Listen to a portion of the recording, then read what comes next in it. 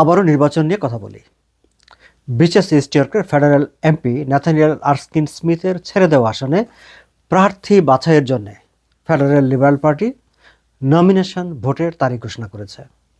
আগামী 18 জুলাই নির্বাচনের মাধ্যমে federal liberal party breaches east ইয়র্কে তাদের প্রার্থী বাছাই করবে। দর্শক, এই নির্বাচনটি অনুষ্ঠানকে সামনে রেখে লিবারেল পার্টি বেশ কিছু নিয়ম নীতি ঘোষণা করেছে।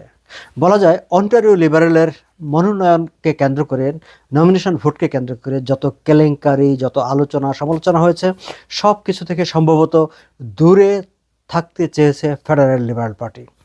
আর যেই কারণে সংক্ষিপ্ততম সময় দেওয়া হয়েছে প্রার্থীদের, যারা নমিনেশনের প্রার্থী হবেন তাদের ক্যাম্পেইন করার জন্য। মাত্র 9 দিন ক্যাম্পেইন করে আজ থেকে আগামী 18 জুলাই এই ভোট গ্রহণ অনুষ্ঠিত হবে। আরও একটা ইন্টারেস্টিং বিষয় হচ্ছে, নতুন করে নির্বাচনের তারিখ ঘোষণা করার পর কোনো প্রার্থী নতুন করে কোনো সদস্য অন্তর্ভুক্তি তথা ভোটার অন্তর্ভুক্তি করতে পারবেন না।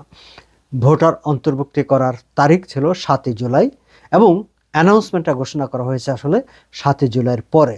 তার মানে যারা প্রার্থী হবেন তারা গিয়ে যে বাড়ি বাড়ি বা দল বেঁধে মেম্বার করে ফেলবেন, সেই সুযোগ রাখা হয়নি। আরও একটা গুরুত্বপূর্ণ বিষয়, সেটি হচ্ছে 2025 সালে মার্ক কার্নি যখন ফেডারেল লিবারেল পার্টির নেতা হিসাবে প্রতিদ্বন্দ্বিতা করেন, সেই সময়ে যারা ভোট দিয়েছেন তাদেরকে বাদ দিয়ে, তারা এমনিতেই ভোট দিতে পারবেন, তারপরে যারা সদস্য হয়েছেন, লিবারেল পার্টির সদস্য হয়েছেন, তাদেরকে ভোট দেওয়ার জন্যে আইদার কানাডিয়ান নাগরিকত্ব অর পার্মানেন্ট রেসিডেন্সি তার প্রমাণ দেখাতে হবে। তার মানে হচ্ছে যে 2025 সালে মার্ক কার্নির লিডারশিপ রেস যখন হয়েছে, তারপরে আসা refugee Clement, international student, what ever maybe, তাদের ভোট দেওয়ার সুযোগ রাখা হয়নি।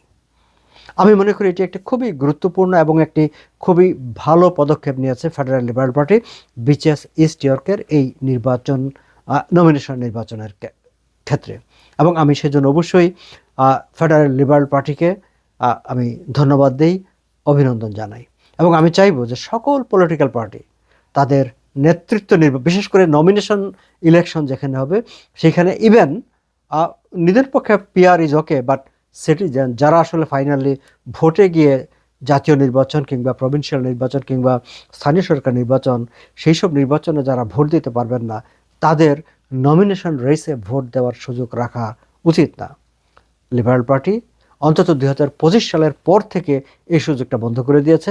তবে 2025 সালের আগে যারা বিভিন্ন সময় লিবারেল পার্টির, বিশেষ করে মার্ক কার্নির লিডারশিপ রেসে যারা ভোট দিয়েছেন এবং তারা যদি রিফিউজি হয়ে থাকেন, পার্মানেন্ট রেসিডেন্সি নাও থেকে থাকে, তারা ভোট দিতে পারবেন। কিন্তু ওই ডেডলাইনের পরের নতুন আসা বা রিফিউজি বা নতুন সদস্যরা পিআর এবং অথবা নাগরিকত্ব না থাকলে তারা ভোট দিতে পারবেন না। দর্শক, এই নির্বাচনকে ঘিরে কারা প্রার্থী হবেন, ন্যাথানিয়েল আরস্কিন স্মিথ, তিনি তো এই আসনটি ছেড়ে দিয়েছেন। তার ছেড়ে দেওয়া আসনে ন্যাথানিয়েল আরস্কিনের তার যেই কনস্টিটিউয়েন্সি অফিস, সেই কনস্টিটিউয়েন্সি অফিসের দায়িত্ব পালন করে তানভীর শাহনেওয়াজ, বাংলাদেশি কানাডিয়ান, তিনি প্রার্থী হচ্ছেন। এটি অনেক দিন থেকেই আলোচনায় ছিল। এর আগেও তিনি তানভীর শাহনেওয়াজ মাঠে মোটামুটি প্রচারণা শুরু করে দিয়েছিলেন। এবারও তিনি প্রার্থী হচ্ছেন, সেটি মোটামুটি নিশ্চিত। এবং পদত্যাগ করা MP Nathaniel Erskine Smith Tanvir শাহনেওয়াজকে ইতিমধ্যে অফিসিয়ালি এন্ডোর্স করেছেন। তার মানে ন্যাথানিয়েল আরস্কিন স্মিথের সমর্থন নিয়ে, তার এন্ডোর্সমেন্ট নিয়ে এই নমিনেশন লড়াইয়ে নেমেছেন বাংলাদেশি কানাডিয়ান তানভীর শাহনেওয়াজ। এর বাইরে এই আসনে আরও বেশ কয়েকজনের নাম আলোচনায় আছে। তার মধ্যে ব্রিচেস ইস্ট ইয়র্কের সাবেক এমপিপি আর্থার পটস, তিনি নমিনেশন চাচ্ছেন, নিজেকে ইতিমধ্যে প্রার্থী হিসাবে ঘোষণা করেছেন। লিবারেল পার্টির ফর্মার স্টাফার, তিনি একজন কর্মকর্তা আর কি, Claire Seaborn, by profession he is a lawyer, তিনি নমিনেশন রেসে একজন প্রার্থী হিসাবে নিজেকে ঘোষণা করেছেন। জন টরি জুনিয়র, টরন্টোর সাবেক মেয়র, জন টরির ছেলে জন টরি জুনিয়র, তিনিও এই আসনে নমিনেশন লড়াইয়ে তিনি নিজেকে প্রার্থী হিসাবে ঘোষণা করেছেন। এর বাইরে মার্ক হল জেকুইন এই নামে একজন এর আগে প্রার্থী হিসাবে ঘোষণা করেছিলেন, কিন্তু সর্বশেষ তিনি নিজেকে সরিয়ে নিয়েছেন। সো এই প্রার্থীদের মধ্যে ভোটাভুটি হবে এবং ভোটের মাধ্যমে নির্ধারিত হবে কে আসলে লিবারেল পার্টির নমিনেশন পাবেন বিচেস ইস্ট ইয়র্ক থেকে। বিচেস ইস্ট ইয়র্কে ফেডারেল বাই ইলেকশন কবে হবে সেটি এখনও ঠিক হয়নি, তবে এখন থেকে 6 মাস সময় আছে প্রধানমন্ত্রী মার্ক কার্নির হাতে নির্বাচনের তারিখ ঘোষণা করার। তবে তার আগেই লিবারেল পার্টি প্রথম তাদের প্রার্থী বাছাইয়ের দিকে এগিয়ে গেল। অন্যান্য পার্টিগুলো এখনও এই বিষয় নিয়ে কোনো তৎপরতা শুরু করেনি।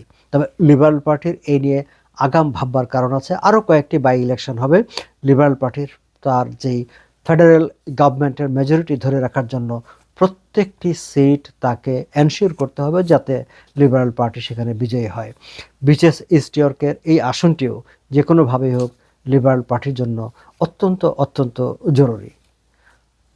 আমি টরন্টো স্টারে তানভীর শাহনেওয়াজের একটি বক্তব্য প্রকাশিত হয়েছে এবং তানভীর শাহনেওয়াজ বলেছেন যে তিনি মোটামুটিভাবে তার স্ট্রং টিম, ভলান্টিয়ার গ্রুপ এবং মানে একটা নির্বাচন পরিচালনা করার জন্য যা যা প্রয়োজন সকল ধরনের প্রস্তুতি নিয়েই তিনি নির্বাচনী লড়াইয়ে অবতীর্ণ হচ্ছেন। দর্শক, আজ এ পর্যন্তই। আমি যে মুহূর্তে কথা বলছি 9 জুলাই সন্ধ্যাবেলা এই সময়টায় বিচেস ইস্ট ইয়র্কের পাশের রাইডিং স্কারবোরো সাউথ ওয়েস্টে প্রভিন্সিয়াল বাই ইলেকশনের অন্টারিও পিসির নমিনেশন ভোট চলছে। রাত 10টা নাগাদ, এখন 6:30টার মতো বাজে, রাত 10টা নাগাদ হয়তো তাদের ফলাফল জানা যাবে সেখানে কে নমিনেশন পেল। তবে দুটি নির্বাচন আলাদা, একটি প্রভিন্সিয়াল অ্যান্ড বিচেস ইস্ট ইয়র্কের আমার আজকের ভিডিওর যে মূল প্রতিপাদ্য বিষয় সেটি হচ্ছে ফেডারেল বাই ইলেকশন।